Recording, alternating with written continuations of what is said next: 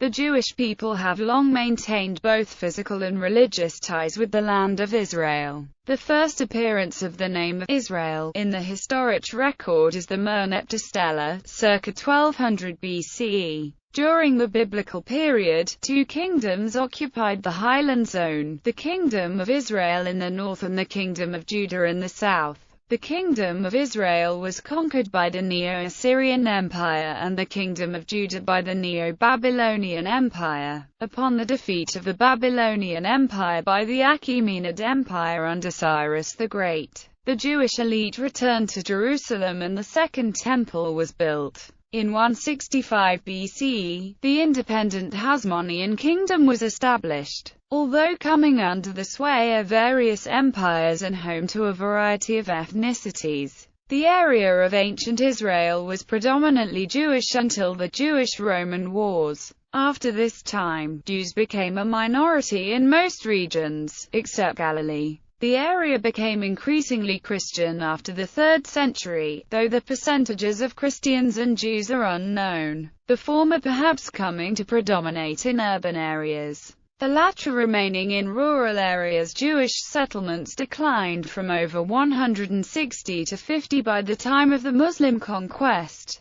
Michael Aviona calculated that Jews constituted 10 to 15% of Palestine's population by the time of the Persian invasion of 614, while Moshe Gil claims that Jews constituted the majority of the population until 7th century Muslim conquest. Etymology. The term Jews in its original meaning refers to the people of the tribe of Judah or the people of the kingdom of Judah. The name of both the tribe and kingdom derived from Judah, the fourth son of Jacob. Originally, the Hebrew term Jews Yehudi referred only to members of the tribe of Judah. Later, after the destruction of the northern kingdom of Israel, the term Jews was applied for the tribes of Judah, Benjamin and Levi, as well as scattered settlements from other tribes. The land of Israel, which is considered by Jews to be the Promised Land, was the place where Jewish identity was formed. Although this identity was formed gradually reaching many of its current form in the exilic and post-exilic period.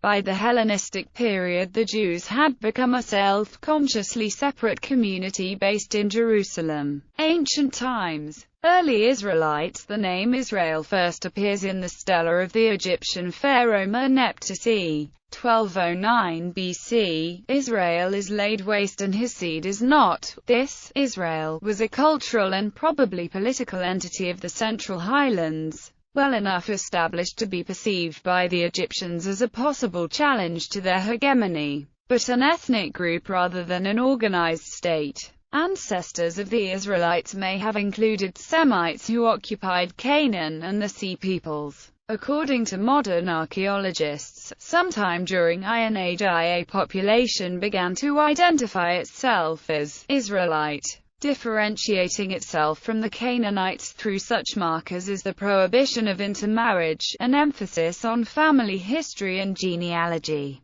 and religion. Villages had populations of up to 300 or 400, which lived by farming and herding, and were largely self-sufficient. Economic interchange was prevalent. Writing was known and available for recording, even in small sites. The archaeological evidence indicates a society of village-like centers, but with more limited resources and a small population. Israel and Judah. The archaeological record indicates that the kingdoms of Israel and Judah emerged in the early Iron Age from the Canaanite, city-state culture of the Late Bronze Age. At the same time and in the same circumstances as the neighboring states of Edom, Moab, Aram, and the Philistinian and Phoenician city-states. The oldest Hebrew text ever found was discovered at the ancient Israelite settlement, Ela Fortress, which dates to between 1050 and 970 BCE. The Bible states that David founded a dynasty of kings and that his son Solomon built a temple. Possible references to the House of David have been found at two sites, the Tel Dan Stela and the Mesha Stela. Yigal Yadin's excavations at Hazor, Megiddo, Beit Shean and Gezer uncovered structures that he and others have argued date from Solomon's reign. but others, such as Israel Finkelstein and Neil Silberman, argue that they should be dated to the Omride period, more than a century after Solomon. By around 930 BCE, Judaism was divided into a southern kingdom of Judah and a northern kingdom of Israel. By the middle of the 9th century BCE, it is possible that an alliance between Ahab of Israel and Ben-Hadad II of Damascus managed to repulse the incursions of the Assyrian king, Shalmaneser III. With a victory at the Battle of Karka, the Teldan Stela tells of the death of a king of Israel, probably Jehoram, at the hands of an Aramaean king. From the middle of the 8th century BCE, Israel came into increasing conflict with the expanding Neo-Assyrian Empire. Under Tiglath-Pileser III, it first split Israel's territory into several smaller units and then destroyed its capital, Samaria. Both the biblical and Assyrian sources speak of a massive deportation of the people of Israel and their replacement with an equally large number of forced settlers from other parts of the empire. Such population exchanges were an established part of Assyrian imperial policy, a means of breaking the old power structure, and the former Israel never again became an independent political entity. This deportation gave rise to the notion of the lost tribes of Israel. The Samaritan people claim to be descended from survivors of the Assyrian conquest. The recovered seal of the Ahaz, king of Judah, identifies him as king of Judah. The Assyrian king Sennacherib tried and failed to conquer Judah. Assyrian records say he leveled 46 walled cities and besieged Jerusalem, leaving after receiving tribute.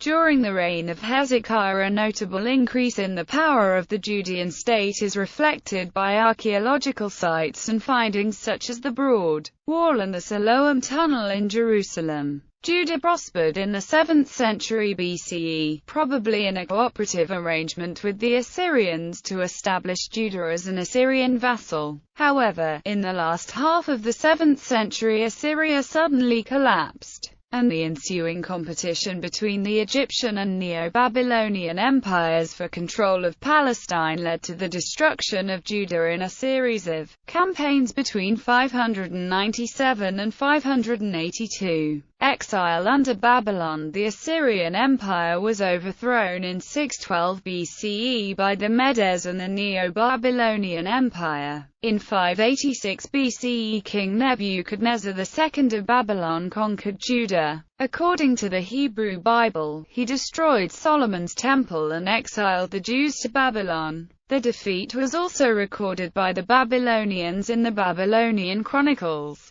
The exile of Jews may have been restricted to the elite. Babylonian Judah suffered a steep decline in both economy and population and lost the Negev, the Shephelah, and part of the Judean hill country, including Hebron, to encroachments from Edom and other neighbors. Jerusalem, while probably not totally abandoned, was much smaller than previously, and the town of Mitzpah in Benjamin in the relatively unscathed northern section of the kingdom became the capital of the new Babylonian province of Yehud. Medinata was banished and the administrative center shifted to a new location. There is also a strong probability that for most or all of the period the temple at Bethel in Benjamin replaced that at Jerusalem, boosting the prestige of Bethel's priests against those of Jerusalem, now in exile in Babylon. The Babylonian conquest entailed not just the destruction of Jerusalem and its temple, but the ruination of the entire infrastructure which had sustained Judah for centuries.